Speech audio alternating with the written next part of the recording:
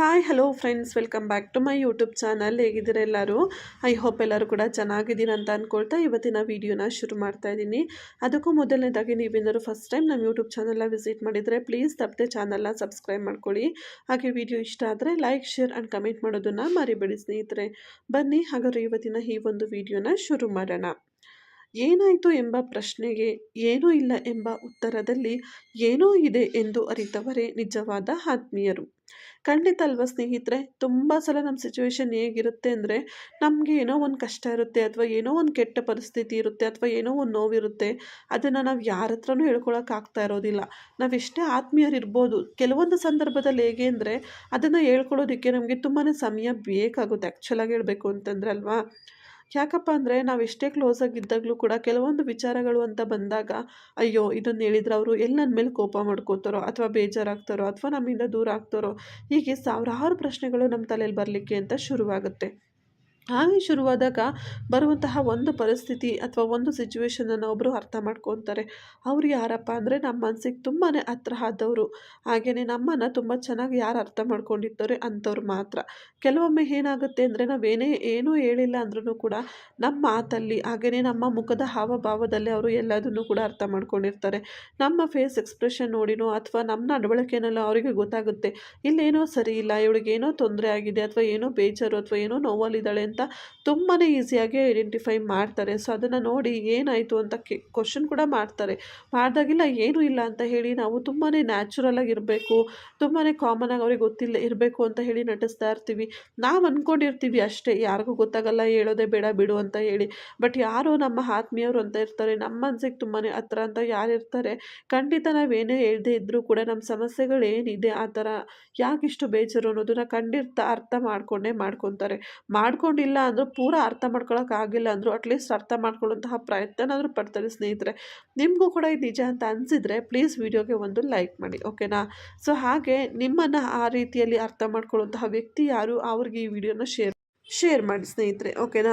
ಯಾಕಪ್ಪ ಈ ಥರ ಹೇಳ್ತಾ ಇದ್ದೀನಿ ಅಂದರೆ, ನಿಜವಾಗ್ಲೂ ಸ್ನೇಹಿತರೆ ನಮಗೆ ಖುಷಿಯಾಗಿದ್ದಾಗ ನಿಮ್ಮ ಜೊತೆ ನಾನಿರ್ತೀನಿ ಅಂತ ಹೇಳಿ ಬರೋರು ತುಂಬ ಜನ ಸಿಗ್ತಾರೆ. ಆದರೆ ನಾವು ಬೇಜಾರಲ್ಲಿ ಅಥವಾ ನಾವು ನೋವಲ್ಲಿದ್ದಾಗ, ಇಲ್ಲ ನೀನು ಕಷ್ಟಪಡಬಾರ್ದು, ಅಥವಾ ನಿನ್ನ ನೋವಿಂದ ನಾನು ನಿನ್ನ ಹೊರಗೆ ಕರ್ಕೊಂಬರ್ಬೇಕು ಅಂತ ಹೇಳಿ ನಮ್ಮ ಜೊತೆ ನಿಲ್ಲೋರು ತುಂಬಾ ಕಡಿಮೆ ಜನ ಅಂತಲೇ ಹೇಳ್ಬೋದು ಸ್ನೇಹಿತರೆ. ಅದು ನಮಗೆ ಸ್ವಂತ ಫ್ಯಾಮಿಲಿಯವರೇ ಆಗಿರಬೇಕು ಅಂತ ಏನಿಲ್ಲ, ಅದು ಬೆಸ್ಟ್ ಫ್ರೆಂಡ್ಸ್ ಆಗಿರ್ಬೋದು, ಅಥವಾ ನಮಗೆ ಹೊರಗಡೆಯಲ್ಲಿ ಅಚಾನಕ್ಕಾಗಿ ಸಿಗ್ತಾ ವ್ಯಕ್ತಿಗಳು ಕೂಡ ಕೆಲವೊಮ್ಮೆ ತುಂಬಾ ಕ್ಲೋಸ್ ಆಗಿಬಿಡ್ತಾರೆ. ನಾವು ತುಂಬ ವಿಚಾರಗಳನ್ನ ಅವ್ರ ಹತ್ರ ಶೇರ್ ಮಾಡ್ತಾ ಹೋಗ್ತೀವಿ ಸ್ನೇಹಿತರೆ ಅಲ್ವಾ? ಹಾಗಾಗಿ ಎಷ್ಟೋ ವಿಚಾರಗಳನ್ನು ನಾವು ಆ ರೀತಿಯಲ್ಲಿ ಹೇಳ್ತಾ ಇದ್ದೀವಿ ಅಂತ ಅಂದಾಗ, ಎಲ್ಲ ವಿಚಾರನೂ ಅವರು ನಮ್ಮನ್ನು ಕೇಳಿನೇ ಅರ್ಥ ಮಾಡ್ಕೋಬೇಕು ಅಂತ ಏನಿಲ್ಲ. ನಮ್ಮ ಸಿಚುವೇಶನ್ ನೋಡಿ, ಹಾಗೆ ನಮ್ಮ ಹಾವಭಾವ ನೋಡಿನೇ ಅವ್ರಿಗೆ ಅರ್ಥ ಮಾಡ್ಕೊಳ್ಳುವಂತಹ ಪರಿಸ್ಥಿತಿ ಇದ್ದೇ ಇರುತ್ತೆ. ಎಲ್ಲ ವಿಚಾರನೂ ನಾವು ಬಾಯ್ಬಿಟ್ಟು ಹೇಳೇ ಎದುರುಗಡೆ ಇರೋರು ವ್ಯಕ್ತಿ ಅರ್ಥ ಮಾಡ್ಕೋಬೇಕು ಅಂತ ಏನಿಲ್ಲ ಅಲ್ವಾ? ಆ್ಯಕ್ಚುಲಿ ಟ್ರೂ ರಿಲೇಷನ್ಶಿಪ್ ಅಂದರೆ ಏನು ಗೊತ್ತಾ? ಅವ್ರಿಗೆ ಏನೂ ಹೇಳ್ದೆ ಎಲ್ಲದನ್ನು ನಾವು ಅರ್ಥ ಮಾಡ್ಕೊತೀವಿ ಅಲ್ವಾ? ಅದು ಖಂಡಿತ ನಿಜವಾದ ರಿಲೇಷನ್ಶಿಪ್ ಅಂತ ನನಗನ್ಸುತ್ತೆ. ಹಾಗಂತ ಹೇಳಿ ತಪ್ಪು ಕಲ್ಪನೆಯಲ್ಲಿ ತಪ್ಪು ಅರ್ಥನ ಮಾಡ್ಕೊಂಡ್ರೆ ಅದು ನಿಜವಾಗ್ಲೂ ರಿಲೇಷನ್ಶಿಪ್ ಸರಿ ಹೋಗೋದಿಲ್ಲ. ಅವರು ಇರುವಂತಹ ಕಷ್ಟದ ಪರಿಸ್ಥಿತಿ ಇರ್ಬೋದು, ಅವರಿಷ್ಟ ಕಷ್ಟಗಳನ್ನ ಇರ್ಬೋದು, ಅರ್ಥ ಮಾಡ್ಕೊಳ್ಳೋದು ನಿಜವಾದ ರಿಲೇಷನ್ಶಿಪ್ ಅಂತ ನನಗನ್ಸುತ್ತೆ. ಸುಮಾರು ಸಲ ಏನಾಗುತ್ತೆ ಅಂದರೆ, ನಾವು ನಮ್ಮ ರಿಲೇಷನ್ಶಿಪ್ಗಳಲ್ಲಿ ನಾವು ತುಂಬ ಜನದ ಹತ್ರ ವಾದ ಮಾಡ್ತೀವಿ, ಅಥವಾ ತುಂಬ ಸಲ ಆ ವ್ಯಕ್ತಿ ಹತ್ರನೇ ಹೇಳಿರ್ತೀವಿ, ಇಲ್ಲ ನಾನು ನಿನ್ನನ್ನು ತುಂಬ ಚೆನ್ನಾಗಿ ಅರ್ಥ ಮಾಡ್ಕೊಂಡಿದ್ದೀನಿ, ಬಟ್ ನೀನು ನನ್ನ ಅರ್ಥ ಮಾಡ್ಕೊಂಡಿಲ್ಲ, ನನ್ನ ಇಷ್ಟ ಕಷ್ಟ ನಿನಗೆ ಗೊತ್ತಿಲ್ಲ ಅಂತ ಹೇಳ್ತೀವಿ. ಸುಮಾರು ಸಲ ಆ ರೀತಿ ಹೇಳುವಾಗ ನಾವು ಮಿಸ್ಟೇಕನ್ನು ಮಾಡಿರ್ತೀವಿ ಸ್ನೇಹಿತರೆ. ಅವ್ರು ಯಾವ ಸಿಚುವೇಶನಲ್ಲಿ ಇದ್ದಾರೆ, ಅಥವಾ ನಾನು ಹೇಳಿರುವಂತಹ ವರ್ಡ್, ಅಥವಾ ನಾನು ಮಾತಾಡಿರುವಂತಹ ಮಾತು ಅವ್ರ ಮನಸ್ಸಿಗೆ ಹರ್ಟ್ ಆಗಿದೆಯಾ ಇಲ್ವಾ, ಏನು ಎತ್ತ ಪ್ರತಿಯೊಂದನ್ನು ಕೂಡ ಯೋಚನೆ ಮಾಡಬೇಕಾಗುತ್ತೆ. ಯಾಕಂದರೆ ಮಾತಾಡೋದು ತುಂಬಾ ಈಸಿ, ಆದರೆ ಆ ಮಾತನ್ನು ನಮಗೆ ಒಬ್ಬರು ವ್ಯಕ್ತಿ ರಿಟರ್ನ್ ಹೇಳಿದಾಗ ಅದಕ್ಕೆ ನಾವು ಹೇಗೆ ರಿಯಾಕ್ಟ್ ಮಾಡ್ತೀವಿ ಅಲ್ವಾ, ಅದು ತುಂಬಾ ಕಷ್ಟ ಇರುತ್ತೆ. ಹಾಗಾಗಿ ಮಾತಾಡೋಕ್ಕೂ ಮೊದಲನೇದಾಗಿ ಎದುರುಗಡೆ ಇರುವಂತಹ ವ್ಯಕ್ತಿಗೆ ಹೇಗೆ ಹರ್ಟ್ ಆಗಿರುತ್ತೋ ಇಲ್ವೋ, ಅಥವಾ ನಾವು ಅವ್ರನ್ನ ಎಷ್ಟರ ಮಟ್ಟಿಗೆ ಅರ್ಥ ಮಾಡ್ಕೊಂಡಿದ್ದೀವಿ, ಇದೆಲ್ಲನೂ ಕೂಡ ತುಂಬಾ ಮ್ಯಾಟ್ರ್ ಆಗುತ್ತೆ ಅಂತಲೇ ಹೇಳ್ಬೋದು. ಹಾಗೆ ಏನೋ ಇದೆ ಅಂತ ಹೇಳಿ ಅವ್ರಿಗೆ ಅರ್ಥ ಆದಾಗ ಅದನ್ನು ಅವರು ನೆಗೆಟಿವ್ ಆಗೂ ಕೂಡ ಅರ್ಥ ಮಾಡ್ಕೋಬೋದು. ಹಾಗಾಗಿ ಅವ್ರು ನೆಗೆಟಿವ್ ಆಗಿ ಅರ್ಥ ಮಾಡ್ಕೊಂಡಾರೆ ಅಂದಾಗ ನಾವು ಅರ್ಥ ಮಾಡ್ಕೋಬೇಕು ನಮ್ಮ ಅವರ ರಿಲೇಷನ್ಶಿಪ್ ಎಷ್ಟರ ಮಟ್ಟಿಗಿದೆ ಅಂತ ಹೇಳಿ. ನೀವೇನೋ ಒಂದು ಬೇಜಾರಲ್ಲಿ ಇರ್ತೀರ, ಆ ಬೇಜಾರನ್ನ ಎಕ್ಸ್ಪ್ರೆಸ್ ಮಾಡೋಕ್ಕಾಗದೆ ನೀವು ಸೈಲೆಂಟಾಗೋ ಏನಕ್ಕೋ ಇರ್ತೀರ, ಅದನ್ನು ಅವರು ನೆಗೆಟಿವ್ ಆಗಿ ನಿಮ್ಮ ಬಗ್ಗೆ ಅರ್ಥ ಮಾಡ್ಕೊಂಡು ನಿಮ್ಮನ್ನು ಸಮ್ಟೈಮ್ ನೆಗೆಟಿವ್ ಆಗಿ ಇನ್ಫ್ಲುಯೆನ್ಸ್ ಮಾಡೋಕ್ಕೂ ಪ್ರಯತ್ನ ಪಡ್ಬೋದಲ್ವಾ? ಹಾಗಾಗಿ ನೆಗೆಟಿವ್ ಆಗಿ ಅರ್ಥ ಮಾಡ್ಕೊತಾ ಇದ್ದಾರೆ ಅಂತ ಅಂದಾಗ ನೀವು ಒಮ್ಮೆ ಯೋಚನೆ ಮಾಡಿ, ನಿಮ್ಮ ತಲೆಯಲ್ಲಿ ಬರುವಂತಹ ಯೋಚನೆ ಒಳ್ಳೆತನ ಅವರಲ್ಲಿ ಯಾಕೆ ಬರ್ತಾ ಇಲ್ಲ? ಹಾಗೆಯೇ ನಿಮ್ಮ ಬಗ್ಗೆ ಅವರಿಗಿರುವಂತಹ ಒಪಿನಿಯನ್ ಹೇಗಿದೆ? ಇದೆಲ್ಲವೂ ಕೂಡ ತುಂಬಾ ಮ್ಯಾಟ್ರ್ ಆಗುತ್ತೆ ಸ್ನೇಹಿತರೆ. ನಾನೊಬ್ಬರನ್ನ ಇಷ್ಟಪಡ್ತೀನಿ ಅಥವಾ ಅವ್ರು ನನಗೆ ತುಂಬಾ ಕ್ಲೋಸ್ ಇದ್ದಾರೆ, ನಾನು ತುಂಬಾ ಅರ್ಥ ಮಾಡ್ತೀನಿ, ಪ್ರೀತಿ ಮಾಡ್ತಿದ್ದೀನಿ, ಈ ರೀತಿ ಬಾಯಲ್ಲಿ ಹೇಳೋದು ತುಂಬಾ ಸುಲಭ. ಆದರೆ ಅದನ್ನು ಪ್ರಾಕ್ಟಿಕಲಿ ನಾವು ಅರ್ಥ ಮಾಡಿಕೊಂಡು ಆ ವಿಷಯಕ್ಕೆ ತಕ್ಕಂತೆ ನಾವು ರೆಸ್ಪಾನ್ಸ್ ಮಾಡೋದಿದೆಯಲ್ಲ, ಅದು ತುಂಬಾ ಮುಖ್ಯ ಆಗುತ್ತೆ ಸ್ನೇಹಿತರೆ. ಸೊ ನಾನು ಹೇಳಿದ ವಿಚಾರ ನಿಮಗೇನಾದ್ರು ಸುಳ್ಳು ಅಂತ ಅನಿಸಿದರೆ ಪ್ಲೀಸ್ ಈ ವಿಡಿಯೋ ಕೆಳಗಡೆನೇ ಕಮೆಂಟ್ ಮಾಡಿ, ಸರಿನಾ? ಯಾಕಂದರೆ ನಮಗೆ ಯಾವಾಗಲೂ ಕೂಡ ಫಿಸಿಕಲಿ ಸಪೋರ್ಟ್ ಕೊಡುವಂತಹ ಫ್ಯಾಮಿಲಿ ಇರುತ್ತೆ, ಫ್ರೆಂಡ್ಸ್ ಇರ್ತಾರೆ, ಬಟ್ ಮೆಂಟಲಿ ನಾವು ವೀಕ್ ಆದಾಗ ನಮಗೆ ಆ ಟೈಮಲ್ಲಿ ಸಪೋರ್ಟ್ ಮಾಡುವಂತಹ ವ್ಯಕ್ತಿ ತುಂಬಾ ಮುಖ್ಯ ನಮ್ಮ ಲೈಫಲ್ಲಿ ಅಂತ ನನಗೆ ತುಂಬ ಸಲ ಅನಿಸಿದೆ ಸ್ನೇಹಿತರೆ.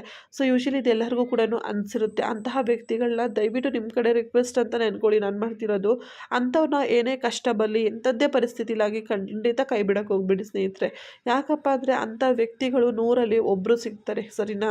ಎಲ್ಲರೂ ಕೂಡ ಮೆಂಟಲಿ ಸಪೋರ್ಟ್ ಮಾಡಲ್ಲ. ಸಮ್ಟೈಮ್ ನಾವು ಮೆಂಟಲಿ ವೀಕ್ ಇದ್ದಾಗ ಇನ್ನೂ ವೀಕ್ ಮಾಡೋಕ್ಕೆ ನೋಡುವಂತಹ ಜನಗಳು ಕೂಡ ನಮ್ಮ ಸುತ್ತಮುತ್ತ ಇರ್ತಾರೆ. ಹಾಗಾಗಿ ಸಿಗುವಂತಹ ವ್ಯಕ್ತಿಗಳನ್ನು ಆದಷ್ಟು ಕಳ್ಕೊಬೇಡಿ. ಅದೇ ಯಾರಾದರೂ ನಿಮ್ಮನ್ನು ಇನ್ನು ಮೆಂಟಲಿ ವೀಕ್ ಮಾಡ್ತಾ ಇದ್ದಾರೆ ಅಥವಾ ನಿಮ್ಮನ್ನು ಅರ್ಥ ಮಾಡ್ಕೊಳ್ದೆ ತುಂಬ ಜನ ಇದ್ದಾರೆ ಅಂತ ಅಂದಾಗ ಅಂಥವ್ರಿಂದ ನೀವು ನೆಗ್ಲೆಕ್ಟ್ ಮಾಡೋದು ತುಂಬಾ ಒಳ್ಳೆಯದು. ಅದು ನಿಮ್ಮ ರಿಲೇಷನ್ಶಿಪ್ಗೂ ಕೂಡ ಒಳ್ಳೆಯದು ಅಂತಲೇ ಹೇಳ್ಬೋದು. ಇನ್ನು ಕೆಲವೊಮ್ಮೆ ಏನಾಗುತ್ತೆ ಅಂದರೆ ತುಂಬ ಜನಕ್ಕೆ ಓವರ್ ಎಕ್ಸ್ಪೆಕ್ಟೇಷನ್, ಓವರ್ ಈಗೋ ಇರುತ್ತೆ. ಸಮ್ಟೈಮ್ ಹೇಗೆ ಅಂತಂದರೆ ಅವರು ಕಷ್ಟದಲ್ಲಿದ್ದಾರೆ ಅಥವಾ ಅವರೇನೋ ಒಂದು ಬೇಜಾರಲ್ಲಿದ್ದಾರೆ ಅಂತ ಅಂದಾಗ ನೀವು ಅವರನ್ನು ತುಂಬ ಚೆನ್ನಾಗಿ ಅರ್ಥ ಮಾಡ್ಕೋಬೇಕು. ಅವ್ರ ಸಿಚುವೇಶನಿಗೆ ತಕ್ಕಂತೆ ನೀವು ನೀಟಾಗಿ ರೆಸ್ಪಾನ್ಸ್ ಮಾಡಿ ಅವ್ರಿಗೆ ಸಪೋರ್ಟ್ನ ಕೊಡಬೇಕು. ಅದೇ ಸಿಚುವೇಷನಲ್ಲಿ ನೀವಿದ್ದೀರ ಅಂತ ಅಂದಾಗ ಅವರು ನಿಮ್ಮನ್ನು ಅಷ್ಟು ಕೇರ್ ಆಗಿ ನೋಡ್ಕೊಳ್ಳೋದಾಗ್ಬೋದು ಅಥವಾ ನಿಮಗೆ ಅಷ್ಟು ತಕ್ಕ ಮಟ್ಟಿಗೆ ಪ್ರೀತಿನ ಕೊಟ್ಟು ನೋಡ್ಕೊಳ್ಳೋದಾಗ್ಬೋದು, ನಿಮಗೆ ಮೆಂಟಲಿ ಸಪೋರ್ಟ್ ಕೊಡೋದಿರ್ಬೋದು, ಅದು ಯಾವುದನ್ನು ಕೂಡ ಅವ್ರು ಮಾಡೋದಿಲ್ಲ. ಯಾಕೆ ಅಲ್ವಾ? ಸೊ ಇವಾಗ ನೀವೇನೋ ಒಂದು ಕೊಡ್ತಾ ಇದ್ದೀರ ಅಂದಾಗ ಅದು ರಿಟರ್ನ್ ನೀವು ಎಕ್ಸ್ಪೆಕ್ಟ್ ಮಾಡೋದ್ರಲ್ಲಿ ತಪ್ಪೇನಿಲ್ಲ. ಸೊ ಆ್ಯಕ್ಚುಲಿ ಫ್ರೆಂಡ್ಶಿಪ್ ಅಥವಾ ರಿಲೇಷನ್ಶಿಪ್ ಅಂದರೆ ಹಾಗೇ ಇರಬೇಕು. ಇವಾಗ ನೀವು ಅವ್ರ ಜೊತೆ ಹೇಗಿದ್ದೀರೋ ಅವರು ನಿಮ್ಮನ್ನು ಅದೇ ರೀತಿ ಒಂದು ಒಳ್ಳೆ ಬಾಂಡಿಂಗಲ್ಲಿ ಇರೋಕ್ಕೆ ನೋಡಿದರೆ ಅವಾಗ ಎರಡೂ ಕಡೆಯಿಂದನೂ ಈಕ್ವಲ್ ರೆಸ್ಪಾನ್ಸ್ ಬಂದಾಗಲೇ ಒಂದು ರಿಲೇಷನ್ಶಿಪ್ಪು ತುಂಬಾ ಸ್ಟ್ರಾಂಗ್ ಆಗಿರೋಕ್ಕಾಗುತ್ತೆ. ಅದನ್ನು ಬಿಟ್ಬಿಟ್ಟು ಯಾವಾಗಲೂ ನೀವು ಅವ್ರಿಗೆ ಸಪೋರ್ಟಿವ್ ಆಗಿರಬೇಕು, ಬಟ್ ಅವ್ರು ನಿಮಗೆ ಸಪೋರ್ಟಿವ್ ಆಗಿಲ್ಲ ಅಂತ ಅಂದಾಗ ಅದು ಹೇಗೆ ಅನಿಸುತ್ತೆ ಅಂದರೆ ಸ್ವಾರ್ಥ ಅಂತ ಅನ್ನಿಸ್ಕೊಳ್ಳುತ್ತೆ. ಖಂಡಿತವಾಗ್ಲೂ ಸ್ವಾರ್ಥ ಎಲ್ಲ ಮನುಷ್ಯಂಗೂ ಇರುತ್ತೆ, ಇಲ್ಲ ಅಂತ ನಾನು ಹೇಳ್ತಾ ಇಲ್ಲ. ಬಟ್ ಅದು ರಿಲೇಷನ್ಶಿಪ್ಪಲ್ಲಿ ಅತಿಯಾದಾಗ ಆ ರಿಲೇಷನ್ಶಿಪ್ಗೆ ಅಥವಾ ಆ ವ್ಯಕ್ತಿಗೆ ಯಾವುದೇ ಬೆಲೆ ಇರೋದಿಲ್ಲ ಸ್ನೇಹಿತರೆ. ಹಾಗಾಗಿ ಏನಾದರೂ ಮಾಡೋಕ್ಕೂ ಮುಂಚೆ ಅಥವಾ ಒಬ್ಬ ವ್ಯಕ್ತಿ ಹತ್ರ ಒಂದು ರಿಲೇಷನ್ಶಿಪ್ನ ಮಾಡ್ತಾ ಇದ್ದೀವಿ ಅಥವಾ ಏನೋ ಒಂದು ಹೇಳ್ತಾ ಇದ್ದೀವಿ ಅಂತ ಅಂದಾಗ ದಯವಿಟ್ಟು ಆದಷ್ಟು ಯೋಚನೆ ಮಾಡಿ, ಸರಿನಾ? ಯೋಚನೆ ಮಾಡಿ ಮಾತಾಡಿ. ಆವಾಗ ಪ್ರತಿಯೊಂದು ವಿಷಯಕ್ಕೂ ಕೂಡ ತುಂಬಾ ಬೆಲೆ ಸಿಗುತ್ತೆ ಅಂತಲೇ ಹೇಳ್ಬೋದು ಸ್ನೇಹಿತರೆ. ಯಾಕಂದರೆ ಪ್ರತಿಯೊಬ್ಬ ಮನುಷ್ಯನಿಗೂ ಪ್ರತಿಯೊಂದು ವ್ಯಕ್ತಿತ್ವಕ್ಕೂ ಕೂಡ ಒಂದೊಂದು ಬೆಲೆ ಇದೆ. ಆ ಬೆಲೆನ ನಾವೇ ಕಳ್ಕೊಬಾರ್ದು ಅಲ್ವಾ? ಹಾಗೆಯೇ ನೀವು ಒಬ್ರಿಗೇನೋ ರಿಟರ್ನ್ ಕೊಡ್ತಾ ಇದ್ದೀರಾ ಅಂತ ಅಂದಾಗ ನಿಮಗೂ ಕೂಡ ಅದೇ ತಕ್ಕಂತೆ ರೆಸ್ಪಾನ್ಸ್ ಸಿಕ್ಕಾಗಲೇ ಕೂಡ ನಿಮ್ಮ ವ್ಯಕ್ತಿತ್ವಕ್ಕೂ ಒಂದು ಬೆಲೆ ಅಂತ ಹೇಳಿ ಸಿಗೋದು. ಇದಿಷ್ಟು ನನ್ನ ಇವತ್ತಿನ ವಿಡಿಯೋದ ವಿಷಯ ಆಗಿತ್ತು ಸ್ನೇಹಿತರೆ. ಐ ಹೋಪ್ ಈ ಒಂದು ವಿಡಿಯೋ ನಿಮ್ಮೆಲ್ಲರಿಗೂ ಇಷ್ಟ ಆಗಿರ್ಬೋದು ಅಂತ ಅಂದ್ಕೊಳ್ತೀನಿ. ಇಷ್ಟ ಆಗಿದ್ದರೆ ಪ್ಲೀಸ್ ವಿಡಿಯೋಗೊಂದು ಲೈಕ್ ಮಾಡಿ, ಶೇರ್ ಮಾಡಿ, ಕಮೆಂಟ್ ಮಾಡಿ. ಹಾಗೆ ತಪ್ಪದೆ ನಮ್ಮ ಯೂಟ್ಯೂಬ್ ಚಾನಲ್ನ ಸಬ್ಸ್ಕ್ರೈಬ್ ಮಾಡ್ಕೊಂಡು ಸಪೋರ್ಟ್ ಮಾಡಿ ಸ್ನೇಹಿತರೆ. ಮತ್ತೆ ನೆಕ್ಸ್ಟ್ ವಿಡಿಯೋದಲ್ಲಿ ನಿಮ್ಮೆಲ್ಲರನ್ನೂ ಭೇಟಿ ಮಾಡ್ತೀನಿ. ಐ ಹೋಪ್ ಇವತ್ತಿನ ವಿಡಿಯೋ ನಿಮಗೆ ಸ್ವಲ್ಪ ಆದರೂ ಮೋಟಿವೇಟ್ ಆಗಿರ್ಬೋದು ಅಂತ ಅಂದ್ಕೊಳ್ತೀನಿ. ಸೊ ಇಷ್ಟ ಆಗಿದ್ದರೆ ಪ್ಲೀಸ್ ಲೈಕ್ ಮಾಡಿ.